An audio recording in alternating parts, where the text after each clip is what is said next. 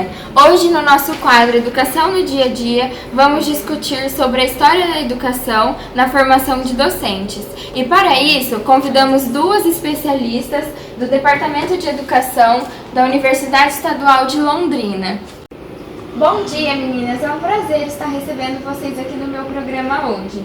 Afinal, qual que é a importância dos docentes aprenderem sobre a história da educação? Bom dia, Patrícia. Bom dia, pessoal de casa. Então, quando a gente trata da área da educação, é extremamente importante a gente conhecer a história, assim como em todas as outras áreas. Acho que todo mundo tem a noção de que isso é muito importante.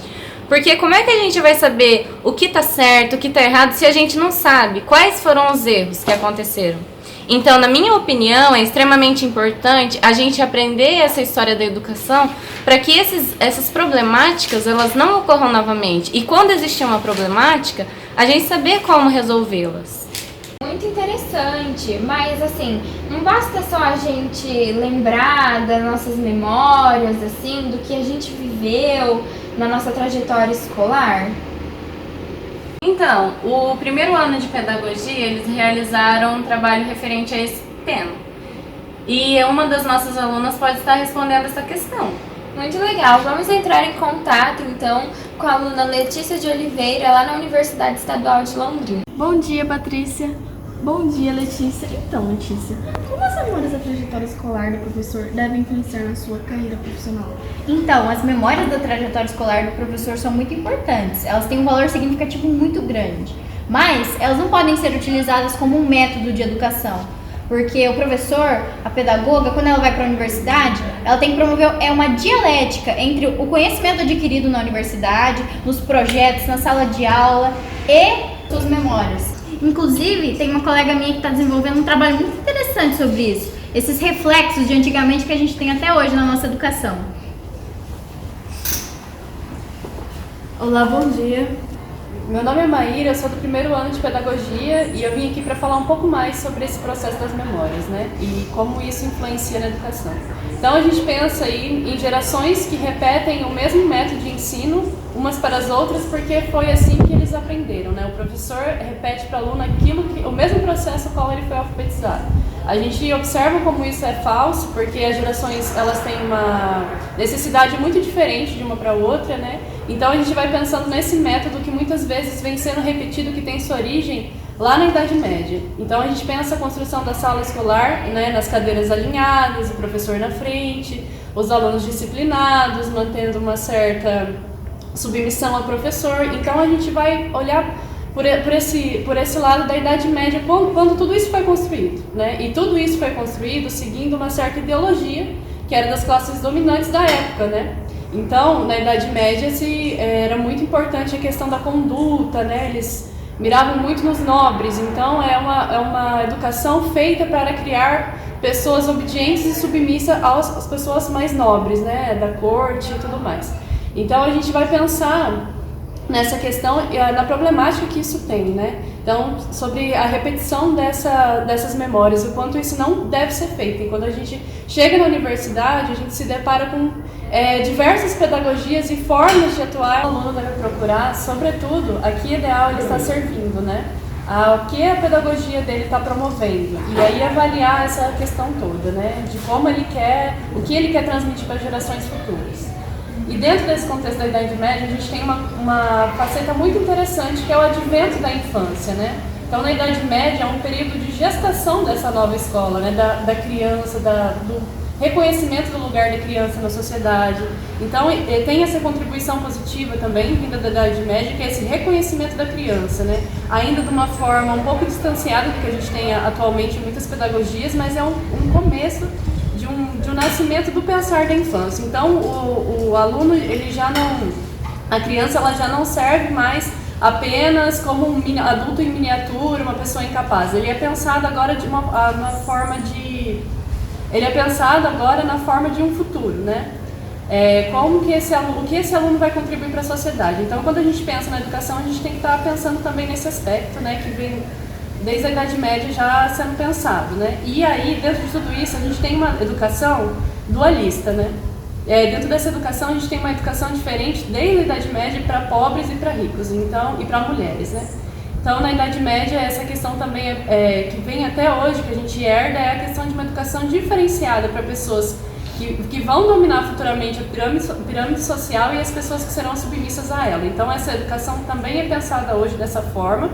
A gente tem aí o reconhecimento de que esse processo acontece, e aí, como professor, sabendo dessa pedagogia que é aplicada, dessa forma como tudo isso é pensado, ele pode, a partir do reconhecimento, não só das próprias memórias, como do próprio estudo, qual caminho ele quer trilhar e que aluno ele quer formar.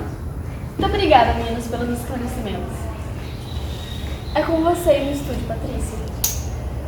Então, professoras, nós, sabendo de tudo isso, e quais eram as características desses dois períodos da Idade Média?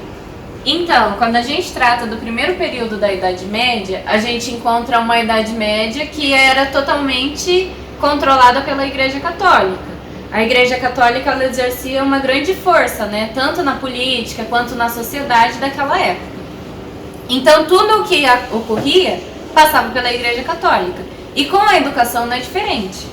A gente encontra uma educação que ela é totalmente subdividida, as matérias pela Igreja Católica, a seleção dos alunos era feita pela Igreja Católica, até os professores eram membros da Igreja Católica. Os alunos eles deveriam ler exatamente em silêncio, não poderia ter nenhum barulho durante a leitura dos textos. E porque na verdade era um sinal de respeito, né, aos textos sagrados, porque todos os textos eram referentes à fé.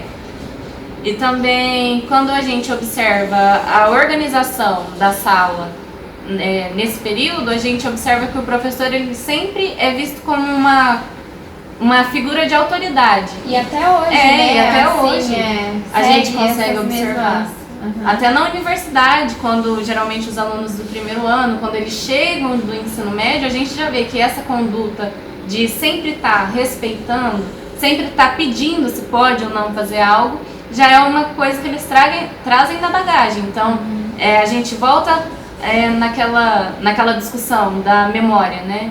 Então, essa já é a memória que ele está associado. Então, quando ele vê como é que eu vou falar? Quando ele vê uma construção social como de uma universidade ou de uma sala de aula, ele já imagina que a conduta dele deve ser aquela. E aí a gente tem que pensar se isso é certo ou errado, né? Porque de certa forma tira a expressividade do aluno. No próximo bloco voltaremos com a segunda parte da Idade Média.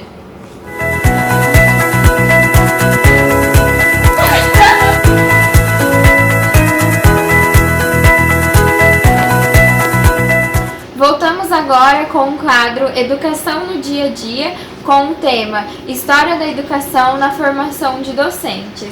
Então, Marjorie, continuando sobre a segunda parte da Idade Média. Oi, pessoal, voltando então. Quando a gente começa a analisar a Baixa Idade Média, a gente percebe que o sistema feudalismo começou a perder forças. Então, as pessoas elas buscaram outros lugares para viver, que eram Lugares, né, eram as novas cidades, que eram precárias, e foi onde surgiu as universidades. Este processo ocorreu através dos artesãos dessas novas cidades, quando os habitantes que queriam adquirir essas habilidades também, foram realizadas reuniões e influenciou surgindo as universidades neste contexto. Já no ensino não universitário, se tinha as escolas episcopais, onde as matérias eram trivium e quadrivium. E a construção universitária é muito diferente da construção da Alta Idade Média, pois os professores e os alunos promoviam uma dialética por meio de debates, que era das 7 artes liberais. O programa vai ficando por aqui. Obrigada, meninas, pela participação de vocês. E no nosso próximo programa continuaremos com este assunto, com a segunda parte da história da educação. Muito obrigada!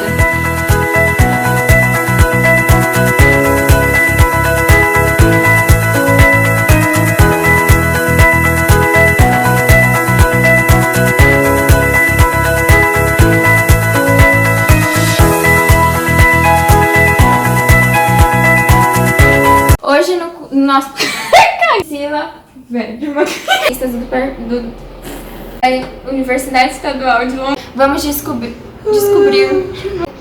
Afinal. Ai, puta merda. Eu acho melhor a Marcia ficar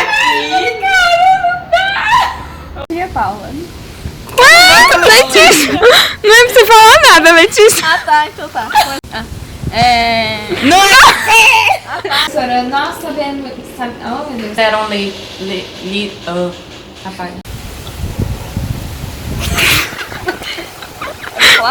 Boa tarde, Patrícia. Estamos aqui na Universidade Estadual de Londrina e estamos... Boa tarde. A gente... Boa tarde. Ih, não é boa tarde, bom dia.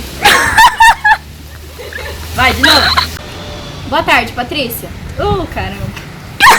De novo. Bom dia. Boa tarde, Patrícia. Dia! É dia! Disponibilizou para entrar em... É mole? E corta, aí eu vou voltar. Tira a mão do cotovelo da mesa. O professor deve influenciar na sua atuação profissional. Ixi, ficou muito ruim. É com você aí no estúdio. Não. É com você aí no estúdio. Não. Quer que eu grave? Então é isso, agradeço.